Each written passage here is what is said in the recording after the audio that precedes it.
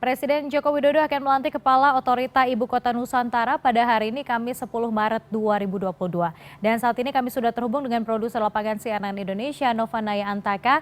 Naya, jam berapa proses pelantikan nanti akan berlangsung dan juga siapa saja begitu nama yang mungkin akan menjadi calon kuat begitu untuk menjadi Kepala IKN nanti? Ya, selamat pagi Lady dan juga pemirsa. Baru saja keterangan pers dari Kepala Sekretariat Presiden Heri Budi Hartono menjelaskan bahwa hari ini dipastikan pelantikan Kepala Otorita IKN yang akan dijabat oleh Bambang Susantono dan juga Wakil Kepala IKN yang dijabat atau diduduki oleh Doni Rahaju akan dilakukan hari ini pada pukul 3 sore nanti. Memang kami awak media tidak dapat langsung melihat pelantikan yang akan digelar di Istana Negara, namun nanti akan ada live streaming yang digelar pada pukul 3 sore nanti. Lalu berbicara mengenai dua sosok Budi Susantono dan juga Doni Rahardjo, ini adalah sosok yang memang sebetulnya sudah diberikan clue oleh Presiden Joko Widodo pada Januari 2022 lalu, yaitu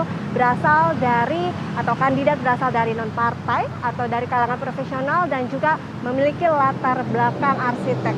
Lalu siapakah sosok Bambang Santono ini? Adalah seorang ahli perencanaan dan juga transportasi, dan di dalam pemerintahan juga Bambang ini sudah akrab dalam bidang pemerintahan, di mana setelah lulus dari teknik sipil pada tahun 1987 dari ITB, kemudian ia juga sempat menjabati sebagai pegawai negeri di Deputi Pekerjaan Umum, kemudian ia melanjutkan pasca sarjananya atau meraih gelar master di wilayah tata kota di Universitas California, dan pada tahun 1996 dan pada tahun 2000 ia juga meraih gelar dokter di bidang perencanaan. Selain itu juga pada tahun 2010 hingga 2014 ia juga menjabat sebagai Wakil Menteri Perhubungan di zaman Kabinet Indonesia Bersatu Jilid 2 pada Presiden Susilo Bambang Yudhoyono. Kemudian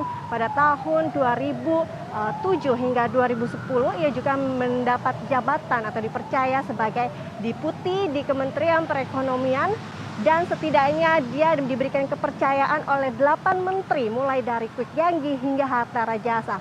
Dan dia juga menduduki sebagai Ketua Masyarakat Transportasi Indonesia atau MTI. Dan melihat sepak terjangnya yang cukup banyak, ini juga menjadi salah satu alasan Joko Widodo memilih Bambang Susantono ini. Selain itu juga ia saat ini menjabat sebagai Vice President di Asian Development Bank atau Bank ADB, di mana ia memiliki tanggung jawab untuk menjalankan pembangunan berkelanjutan, kemudian melakukan riset ekonomi hingga melakukan kerjasama regional. Lalu untuk sosok Doni Rahardjo sendiri, ini memang merupakan seorang arsitek lulusan ITB tahun 1984, di mana emang sepanjang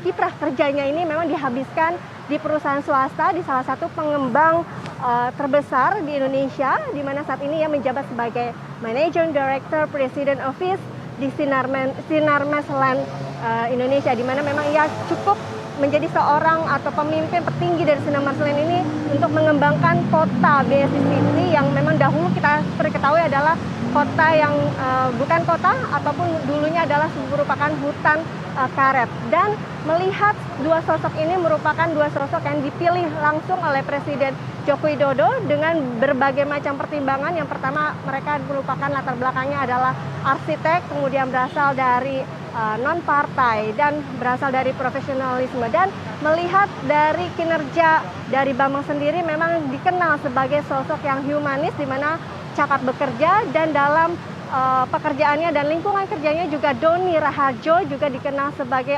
seorang yang profesional dan arsitek, sehingga ini memang sangat dibutuhkan untuk mengembangkan dan membangun ibu kota baru di Kalimantan Timur. Dan berbicara mengenai pembangunan ibu kota baru di Kalimantan Timur ini tentunya membutuhkan biaya yang cukup besar.